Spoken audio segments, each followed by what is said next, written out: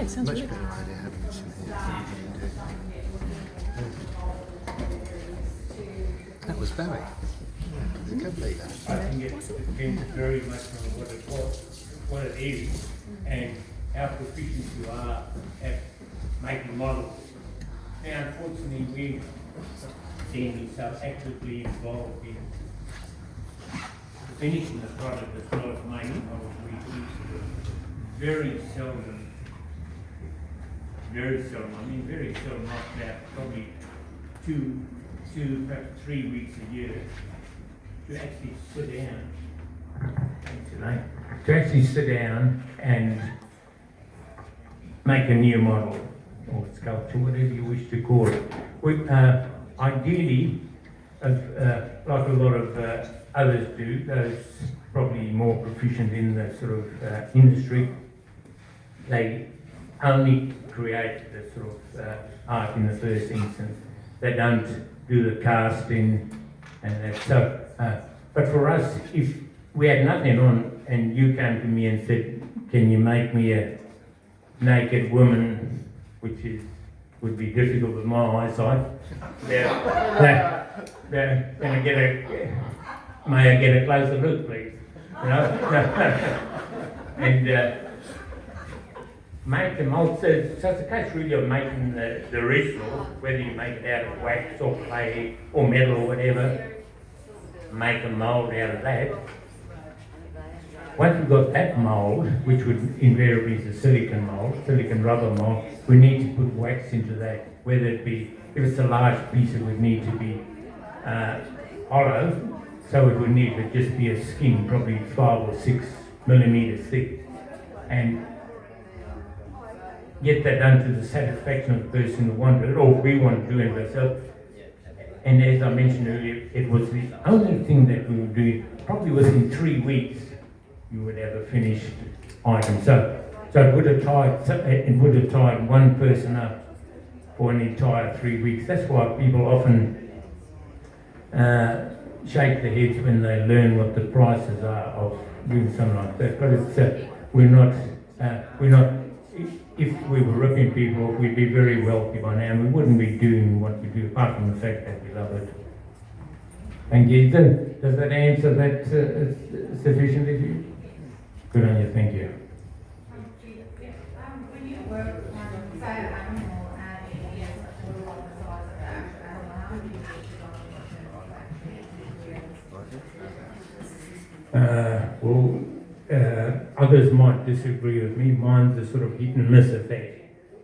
You know, sort of get the dimensions and have a look at it. A very talented sculptor, friend of ours, he's a young fella now, I think he's kicking 90 in the backside, but he always used to say, make something, leave it, have a look at it, and then come back to it. And then once you've got a smaller model, you can sort of scale it up yourself. Of course, in this day and age with 3D printing, and they would just simply scan it and sort of enlarge it to the size you want, and then just print a model from what you want. But of course, people who want something that has a bit more character and that's sort of handmade, and that would prefer that it were made by hand, you know. So that doesn't really answer your question, but a lot of people are a bit more precise and would probably say measure each limb and say something was a foot and we needed something 4 times the size, and say we'll extrapolate it to 4 foot or whatever. But I think a lot of people just go by, pride themselves or perhaps delude themselves in the fact that they know what's right, and someone else who hasn't been so close to the project might come and say, you must be smoking something funny there, mate. That you know, the tail's sticking out of his head or something like that. So it's I don't know if that sort of gives you any idea, or I'm sorry I can't be more specific than that. I was just curious how the new technology influences you. So you obviously still prefer to read. Yes. So for the simple, Lou, it's a market in Queen, or Princess, he prefers to call it the Princess and the Queen, sells that the product that she offers is predominantly 100% Australian made, Australian products and handmade, rather than we've been approached over the last, as I say, we've been doing this for 30 years, we've been approached by people in Asia and Germany and said, look, we can do this and make it for you for a quarter of the price. We said, well, that would probably cut our client base down by 80% because what they want is 100% Australian made, end of story. So it does, but a lot of, because when 3D printing really hit its straps many years ago before the limitations became obvious, they said, oh, well, you might as well shut down your shop now because, no one, you won't be in business. And that was fairly wrong because things have only sort of skyrocketed from then for us, fortunately. Thanks. Into how many countries are you exporting your items to? Thanks to beer, we flog them to any bright individual will buy them. Doesn't matter if they speak Russian or Bulgarian or whatever. Surprisingly enough, the majority of sort of repeat orders are people who've bought a little piece here, either from a gallery or have been given it as a gift from an Australian travelling overseas, and they get in touch and say, oh, I see, I like what you bought, can you make me this? Yeah, but what you're good, and so to be, I couldn't give you an exact, I could manufacture a number or countries, but that probably wouldn't be the correct thing to do for a nice young lady like you.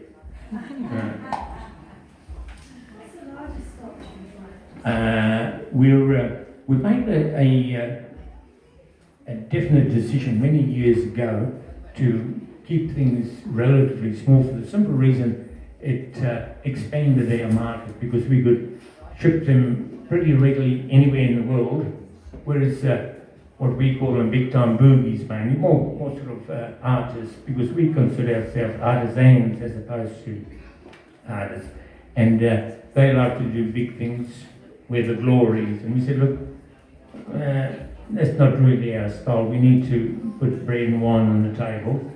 The small things are going to give us a better return for the simple reason more people can afford something worth $500 than people can afford $50,000. So that was why we went that way. But the biggest thing we made was for a shopping centre in Toowoomba. A young fella, probably in his early 80s, I think. He came round to our place in a run-down old car with his son, and he said, "Oh, we bought one of your little eagles in Alice Springs." He said, "Could you make me a bigger one?" I said, "Well, how big?" He said, "Life size or bigger." I said, "Yeah, no worries, you've come to the right place." We didn't have much of a clue. But anyway, he said, "How much?" And I think, off the top of my head, I'll use the figure, I think it was correct. I said, 30,000. He was a Scotsman. He said, "You'll have to do better than that." I said, "Okay." I said, "You've got to look like an old battler." Well, shave the price down a bit, so he said, because we had 3 fellas that we needed to keep employed as well. So I said to him, "Okay, John, you're a nice looking young fella, 25, large. Oh, good man, so you'll never regret it." Anyway, I started the model, and about 6 weeks later he said, "Oh, may I come round and have a look at it?" I said, Yeah, pop round, it's all sweet." Anyway, he came round in the biggest, flashiest Bentley Sports that we'd ever seen.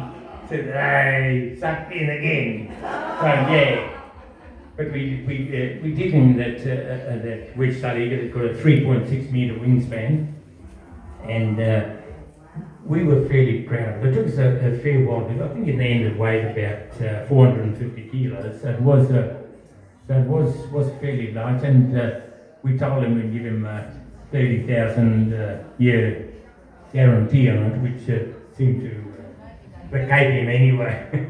I think he was looking for us to shave a few more dollars off it. But yeah, that's it. But that's the main reason we went for small things.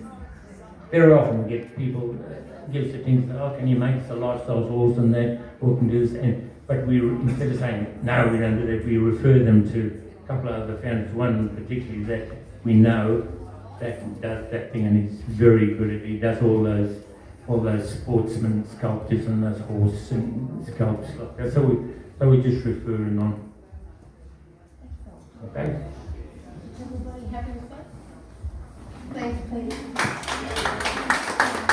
Thank you so much.